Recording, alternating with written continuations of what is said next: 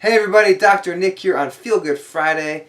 This is the first installment of a push-up series that I want to do because the push-up has a lot of components to it and things to think about while you're doing a push-up to have proper form and get the most out of the exercise and keep you safe.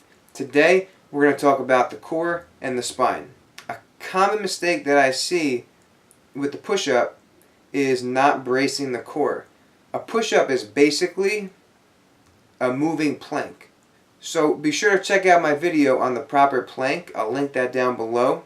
Check that video out, and the same principles apply to the push-up. Let's take a look. So when we get in position for the push-up, it's basically a plank, right? It's the same position as a plank. So what I'm going to do, I'm going to tighten my midsection like I'm going into a cold pool and the water's kind of drifting up up to my navel, or like if someone is going to wind up and punch you in the stomach, that tightening, that tensing up, that's what you want to think of.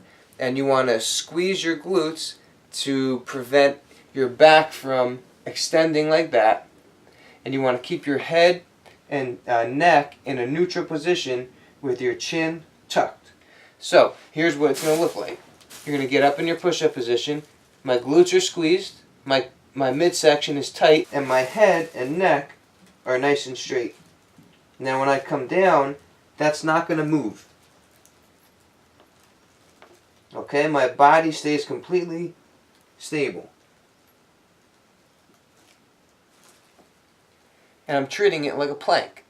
So when you do a plank, you wouldn't let anything move, right? You would keep everything nice and stable. Same thing with the push-up. The only difference is you're bringing your chest down to the floor and then raising it up.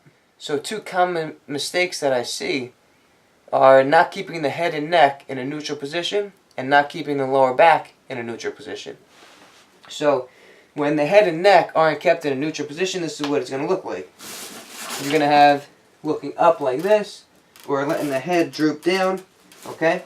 Puts a lot of pressure on the tiny structures of your neck. The next is low back. So what I see all the time are people coming down to the push-up and then doing one of these.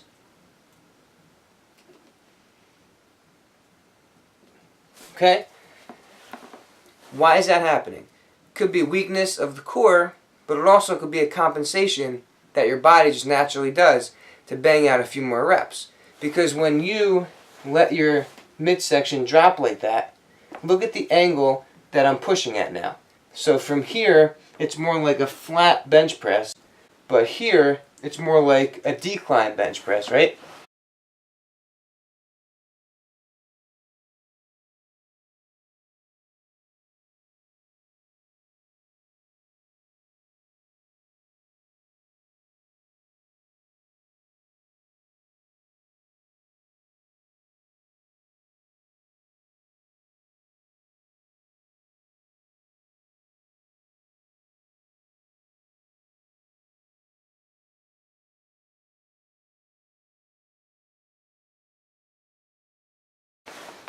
You're going to be stronger pushing down like that. So it may be weakness of the core that's causing that low back to sag, but it also may just be your body's natural compensation to try to bang out a few more reps. No matter what, be sure to keep your spine stable when you do a push-up. You're going to get more out of the exercise, and it's going to be safer.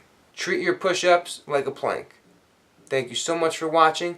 Be sure to like, comment, subscribe, and we'll see you next time. So it could either be weakness of the core, so you're not able to keep your low back and abdomen straight.